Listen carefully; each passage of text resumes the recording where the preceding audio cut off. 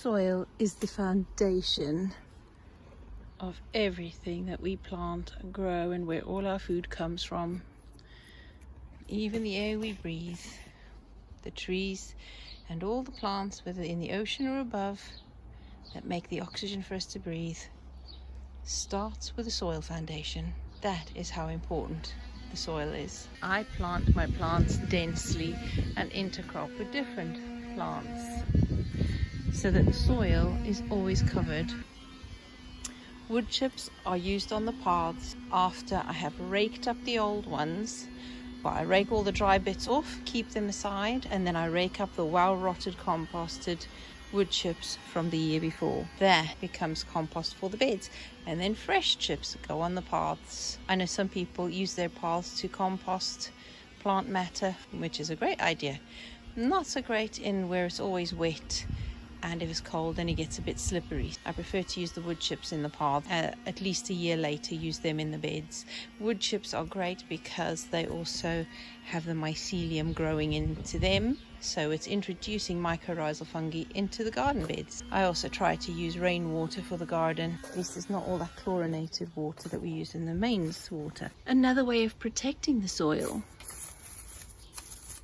is leaving leaf litter on the soil to protect it from the elements, just like a mulch. The best way to protect your soil and protect the fertility of the soil is just not digging it. There are circumstances in which I have dug soil, needed to, if there's a brand new plot of land that's completely overgrown with very noxious weeds that grow at least 2 foot deep with the roots. It's worth the effort to start with, getting those all out as best you can, and then from there on start to build your no-dig. Once you've done that and build your no-dig, it very quickly can become fertile. There are dandelions growing, there's comfrey growing, and there are other plants, because some plants accumulate minerals and some fix it in the soil. The nitrogen fixing ones do fix the nitrates in the soil, and they stay there. As they rot away, those minerals and nutrients return to the soil and help to fertilize them. The birds also visit the garden and leave their droppings for us, so we do encourage the birds. They come to feed in the garden, and as they feed, they leave their droppings. That rots down into the soil and fertilizes nicely. So even if you can't have chickens, that will give you nice manure. Nature will still do that for you if you encourage it. You'll be surprised how little you need. This front garden rarely gets added fertilizer because buying compost is very expensive, and my bins just aren't enough to create enough compost for the whole garden. Another good way to fertilize and protect the soil from being leached out by too much rain or, oh, hang on, there's a brand new fly right there. Look at that. I've not seen that fly in my garden before. I wonder what that is. It's beautiful. Don't know whether it's a good guy or a bad guy, but as long as it's pollinating or feeding on pests, I'll welcome it. That is so pretty. Gardening for nature, you'll soon get your allies. Okay, this is a bit of a mess. It'll be done and tidied up in autumn, but not to the point where the soil is left uncovered. In my front garden, which is a very wild cottage garden, I don't do much fertilizing at all, because there's wood chips in between the beds that rot away around the trees and the shrubs, and the ground is covered by the strawberries and other creepers. That's another way of protecting the soil, and that is the most important thing.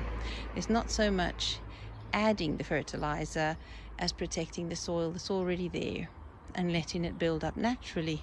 We only need to add it if we've damaged it to start with, or if it's not been worked for a long time, and then we just improve it. So rather than working against nature, we work with it and just keep adding as nature would. Like in the forest, the trees drop their leaves, nobody cleans it up, it just stays there, rots away into the ground, and the organisms turn that leaf litter into food that can be fed back to the trees. Nature provides for its own, and nature does not like open bare ground. It's like nature's skin. The soil is nature's skin, the plants are her clothes. We leave it bare and we leave it open to disease, pests and injury. So we clothe it with plants and mulches to protect it from the elements, just as much as we clothe ourselves to protect us from the elements. So someone asked how I fertilize my garden. There's lots of different ways. In here I've got dandelion, nettle and comfrey. No water, just squeeze it down and keep topping it up. And there's the liquid that it makes at the bottom. That is pure concentrated plant food, no water. That I'll just pour into this bottle after I take the stones out. Link to the original video I made about how I make comfrey feed, but now of course I add in the dandelion and nettle as well.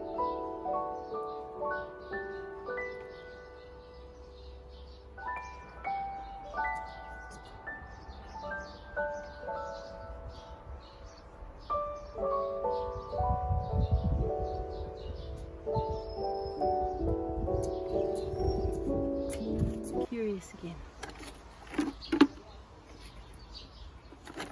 I'll put it on there so don't lose any of the liquid. Not so brilliant.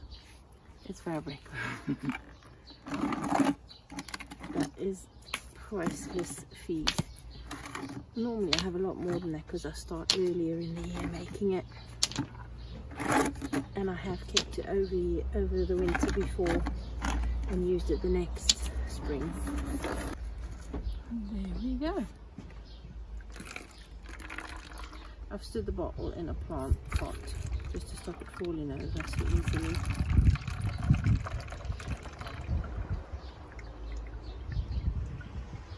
There we go.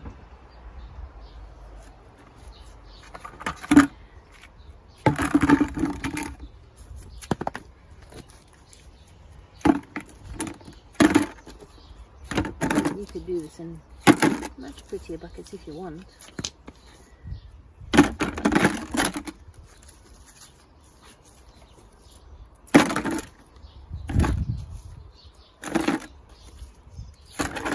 There we go.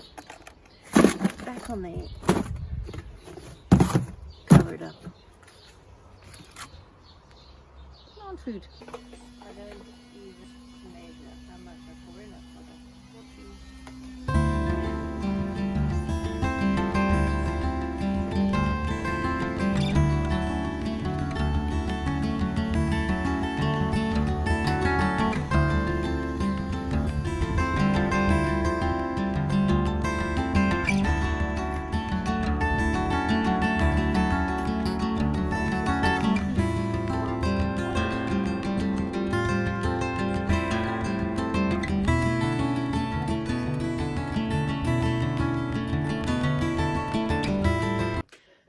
I've come inside, as you could hear, hubby's busy with some crafting in the back, so it's a bit noisy with some power tools. Where was I? With the fertilizing of the soil. Yes, the best way is just not to dig in the first place unless you absolutely have to, and once you have to, build up the layers, keep the soil covered, densely plant, intercrop, and make sure it's a good variety of different plants so that you're not monocropping, and there's a big variety of different root levels, different functions of the plants, so they all do a different job, and that way you're protecting the soil, which protects the plants. There's lots of other things you could do to fertilize the soil. Manure, if you've got a friend or somebody, or if you have animals and you have, whether it's chickens or birds, if you've got a supply of manure, great.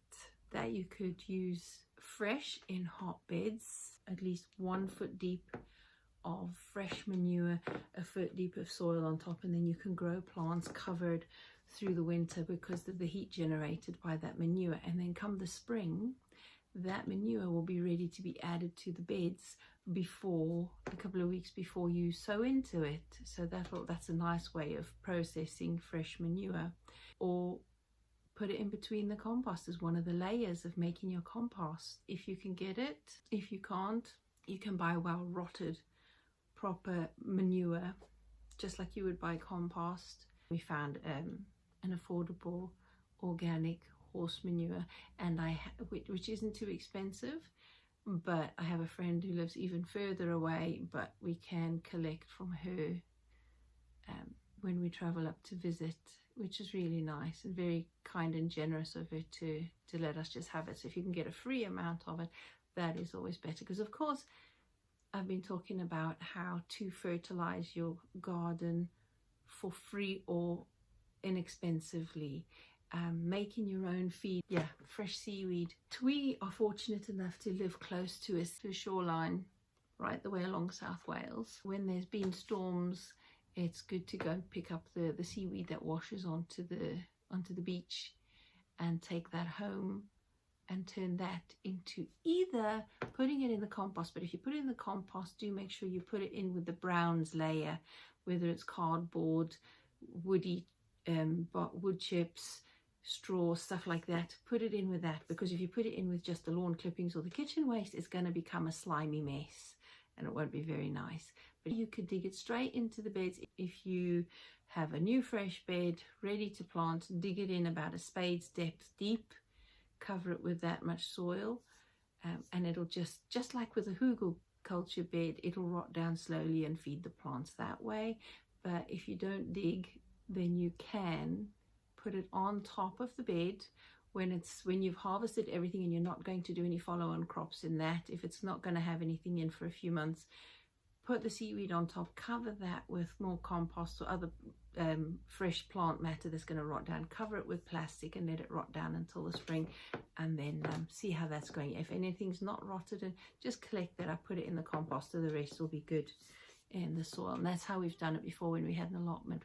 But in our garden we tend to success in all sowing and growing of stuff all the time, so the beds have always got something in them, except for the one bed this year that's got a little bit of a bare patch that we just mulched to keep the soil protected. The men in this household know if I've put a bucket on top of the toilet lid, I put the lid down, put a bucket on, when they go to the bathroom, they know I'm looking for some plant food. So I use the urine diluted to feed the plants, especially the pots, because they run out of nutrients far quicker than in the ground plants. So I use water, dilute it with water, and water the plants and pots 1 week with that, and then the following week with the homemade liquid plant food from the comfrey feed. I have used magnesium flakes or Epsom salts, exactly the same thing. When I plant out the plugs of plants that I make the hole, I put a little sprinkling, not even a teaspoonful, in the bottom of the hole, and then I put in the water and a bit of manure, compost, and then the plant. So I've used that. I do not guarantee that it will have any effect, because I can't testify to that. It's my disclaimer. I've used this, I've seen other people use it, the plants don't seem to mind, and it grows fine. That's all I can say. Do your own research on that one. I'm not promoting the use of magnesium flakes or any other mineral on their own.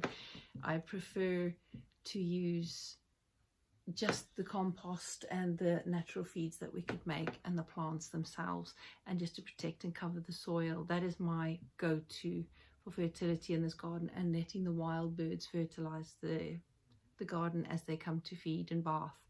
I do have some bone meal left from about 5 or 6 years ago, probably no good, but I'll dig that in around the roses, and that, well, not dig it in, just sprinkle it around the roses later on in the autumn until it's finished. But I haven't bought any fresh bone meal or anything like that for a very long time, just because I don't want to support some of the companies that make them.